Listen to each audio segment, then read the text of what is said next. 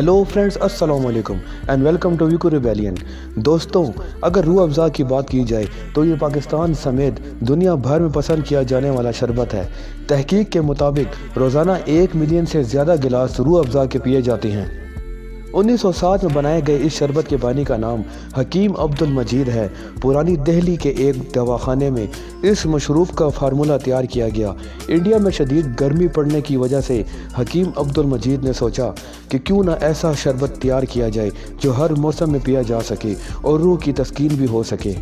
रूह अफ़ज़ा को ज़्यादा शोहरत 1915 में मिली और ख़ास तौर पर इंडिया में मुसलमान इस शरबत को बहुत ज़्यादा पसंद करते थे और शौक़ से पीते थे, क्योंकि इसमें तमाम हलाल चीज़ें शामिल थी और ये तमाम हलाल चीज़ों से मिलकर बनाया गया था।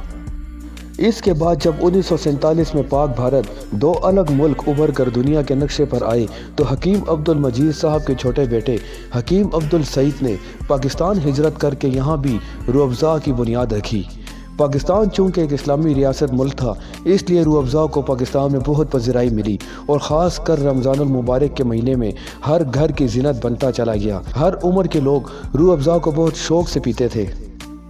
अब हम जानेंगे कि किन मराहिल से गुज़र कर रूह अफ़ज़ा को तैयार किया जाता है, तो चलिए जानते हैं इस वीडियो में। सबसे पहले चीनी का शीरा बनाया जाता है। बड़े बड़े टैंक में गर्म पानी में इसका शीरा तैयार किया जाता है और इसका टेम्परेचर 100 से 115 तक रखा जाता है। दूसरे मराहिल में अर्क तैयार किया जाता है, जो कि जड़ी बूटियों, सब्जियों और फलों की मदद से तैयार किया जाता है। इन तमाम चीज़ों को मिलाकर अर्क तैयार किया जाता है। इसके लिए ख़ास गुलाब, पुदीना, नीलोफर और मुख्तलिफ़ किस्म की जड़ी बूटियाँ तैयार की जाती हैं। साल में 25,000 जड़ी बूटियाँ फैक्ट्री में लाई जाती हैं, फिर कहीं जाकर रूह अफ़ज़ा तैयार किया जाता है। इसके बाद इसमें लाल रंग का फ्लेवर मिक्स किया जाता है। इसी वजह से रूह अफ़ज़ा हमें लाल रंग में मुयस्सर है।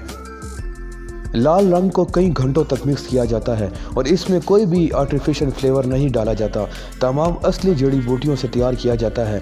इसके बाद ऑटोमेटिक मशीन की मदद से ये शरबत बोतलों में भरा जाता है।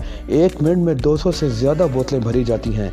इसके बाद सुनहरी ढक्कन लगाया जाता है और फिर इसको खूबसूरत लेबल लगाया जाता है और आखिर में इन तमाम बोतलों को कार्टन में पैक करके मार्केट में बेचा जाता है। कहा जाता है कि रूह अफ़ज़ा करोड़ों रुपए का बिज़नेस करती है। पाकिस्तान के अलावा रूह अफ़ज़ा 35 ममालिक में भी एक्सपोर्ट किया जाता है, जिनमें सर फहरस्त दुबई, सऊदी अरब, ओमान और दीगर ममालिक शामिल हैं।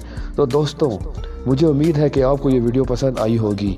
अगर आपको ये वीडियो पसंद आई हो तो इसे लाइक और सब्सक्राइब ज़रूर कीजिए। मिलते हैं अगली वीडियो में, तब तक के लिए मुझे इजाज़त दीजिए। अल्लाह हम सब का हामी और नासिर हो। अल्लाह हाफिज़।